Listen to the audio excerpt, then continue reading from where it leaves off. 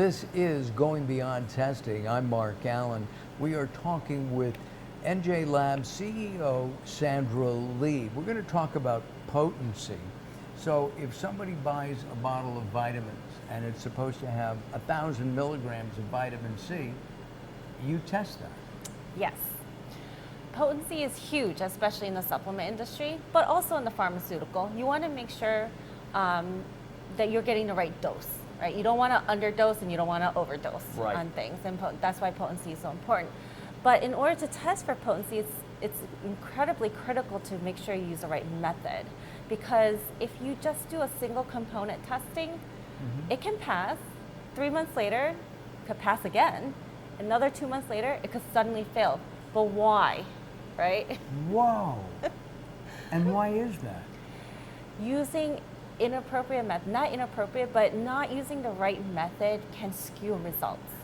We mentioned that science changes constantly. You have all kinds of equipment here, and you're constantly upgrading. You're constantly looking at different things. Is that one of the things that sets NJ Labs apart? Is the fact that you don't do just the basic. You want to do the best you can. Yes, definitely. Especially in potency, because that's the one thing that everyone's most interested in. Is this enough in my product?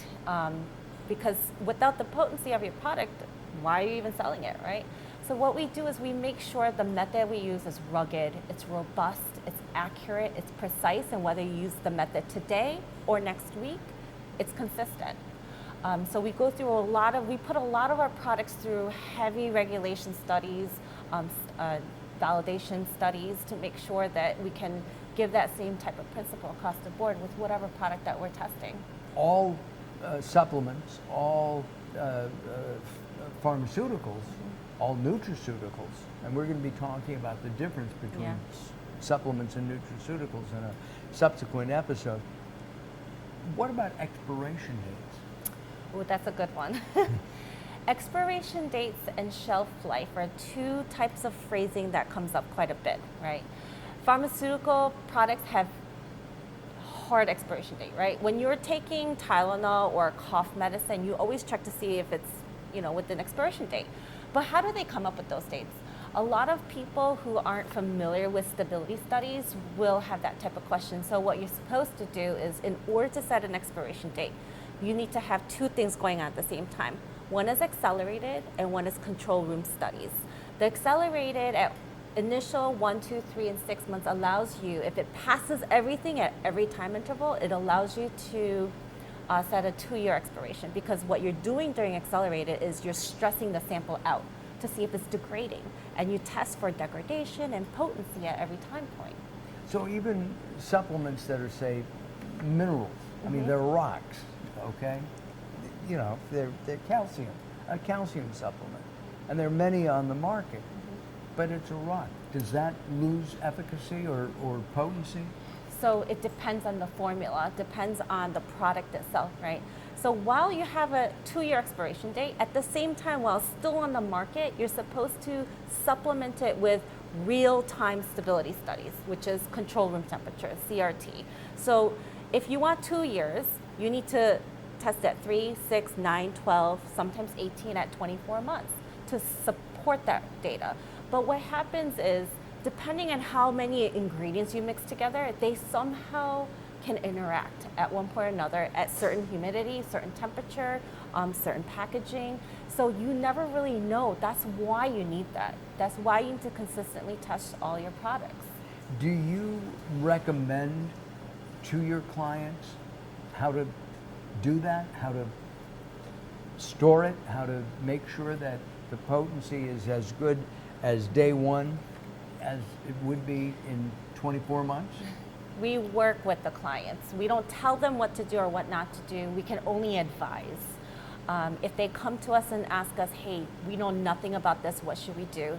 There are guidelines like the ICH guidelines, international standards. The FDA has guidelines. USP, United States Pharmacopoeia, has guidelines. There's so much information out there that we are familiar with, and we kind of instruct them in such a way that, hey, this is the information. You should take this information and discuss amongst your team what you want to do with your product. I remember an incident years ago, and I don't think this would be exactly testing, but I think we can use it as an analogy. Somebody opened a bottle of vitamins and counted the vitamins. And on the bottle it said 60 or 100, and he counted 58 or 98. He thought, gee, that's weird. He bought another bottle, and it was the same type of thing. This isn't, to me, it's an analogy of what's on that label needs to be in the bottle. Yes. My first initial thought is, I paid for 60 tablets, so why aren't I getting the 60 tablets, right? I want some of my money back. But the thing is, on these labels, you should report it. If you run into those issues, there's definitely a number or website that you can call into or to let them know, hey, this happened. But outside of the testing laboratory, all manufacturers should validate their process, right? You want consistency. You want to make sure that if you put on your label that there should be 60 tablets in your bottle, that you're consistently able to put 60 tablets in a bottle. And also, if there's X number of milligrams of vitamin C or D or whatever, that's in there too, and that's what you here at NJ Labs validate. Yes. You should really test the raw materials that you're buying to put into your product, because you don't want to wait until the very end after you spent all this time and money making your product to find out there was a problem with that material. You want to actually verify or validate your supplier, right? So you don't want to just buy from anybody, you want to qualify them. And a way to do that is by testing the first 3 batches that you order from them in the shipments fully. Whatever's on the certificate of analysis, just test everything. And you can use third-party laboratories or in-house laboratories. It does not matter, as long as you verify and you qualify that supplier.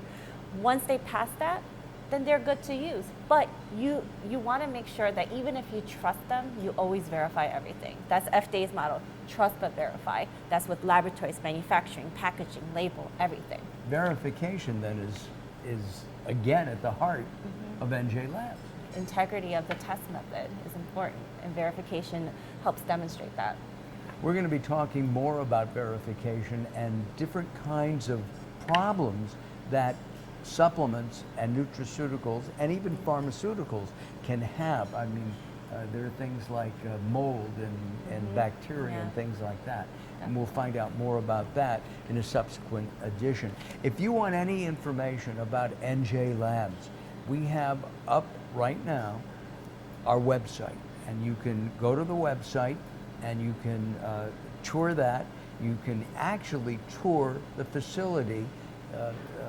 Sandra would love to show you around and explain what all this stuff is all about, right? Yes. Absolutely. All right, I'm Mark Allen, and this is Going Beyond Testing. We'll be back.